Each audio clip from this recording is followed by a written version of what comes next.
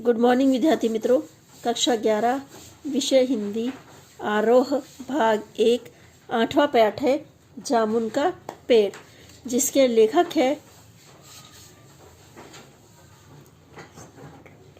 कृष्ण चंदर। जन्म सन 1914, पंजाब के वजीराबाद गांव, जिला गुजराकला।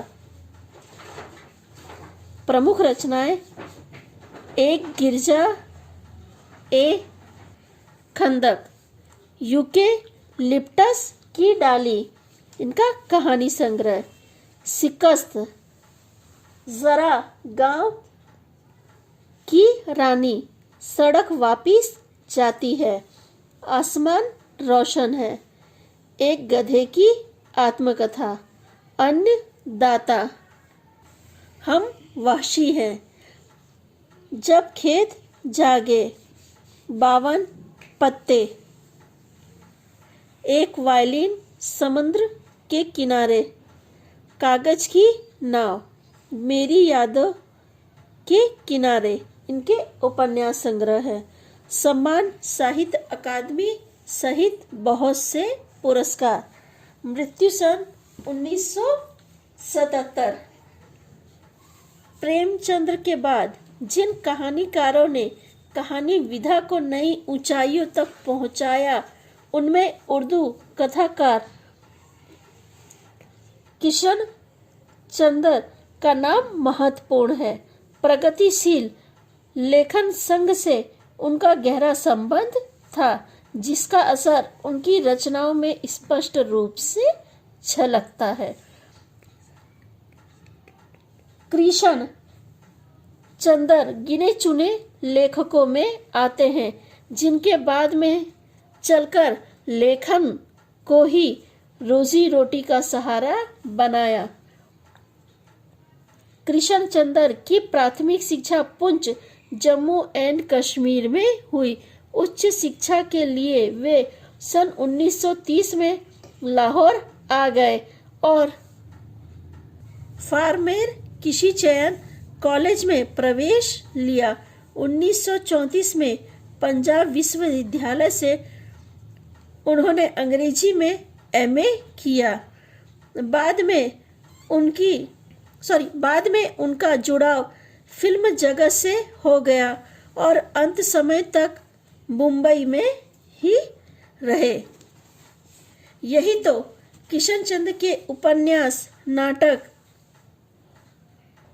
रिपोर्टाज और लेखन भी बहुत से लिखे हैं, लेकिन उनकी पहचान कहानीकार के रूप में अधिक हुई है। महालक्ष्मी का पुल, आईने के सामने आदि उनकी मशहूर कहानियां हैं।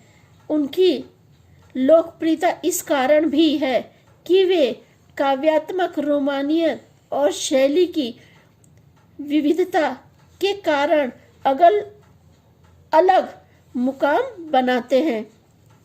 कृष्ण चंदर उर्दू कथा साहित्य में अनूठी रचना शैली के लिए बहुचर्चित रहे हैं। वे प्रगतिशील और यथार्थवादी नजरिए से लिखे जाने वाले साहित्य के पक्षधर थे। जामुन का पेड़ कृष्ण चंदर की एक प्रसिद्ध हास्य व्यंग्य कथा है। साहित्य व्यंग्य के लिए चीजों के अनुपात से ज्यादा फैलाव फुलाव दिखलाने की परिपाटी पुरानी है और यह कहानी भी उनका अनुपालन करती है। इसीलिए यह घटना अतिशयोक्ति पूर्ण और अविश्वसनीय जान पड़े तो कोई हैरत नहीं। विश्वसनीय ऐसी रचना के मूल्यांकन की कसौटी नहीं हो सकती। प्रस्तुत पाठ में हंसते हंसते ही हमारे भीतर इस बात की समझ पैदा होती है कि कार्यालय तौर तरीके में पाए जाने वाले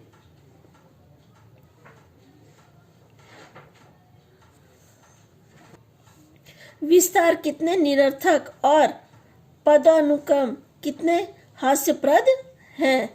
बात यही तक नहीं रहती, इस व्यवस्था के संवेदन शून्य एवं अमानवीय होने का पक्ष भी हमारे सामने आता है। ये कहानी जब हम पढ़ेंगे तो हमें पता चलेगा कि एक व्यक्ति पेड़ के नीचे दबे दबे उसकी फाइल घूमती रहती है और उसकी मौत हो जाती है, पर कोई उसे बचाने के लिए कुछ करता नहीं है। ठीक है विद्यार्थी मित्रों, आगे की चर्चा हम लोग अगले वीडियो में करेंगे।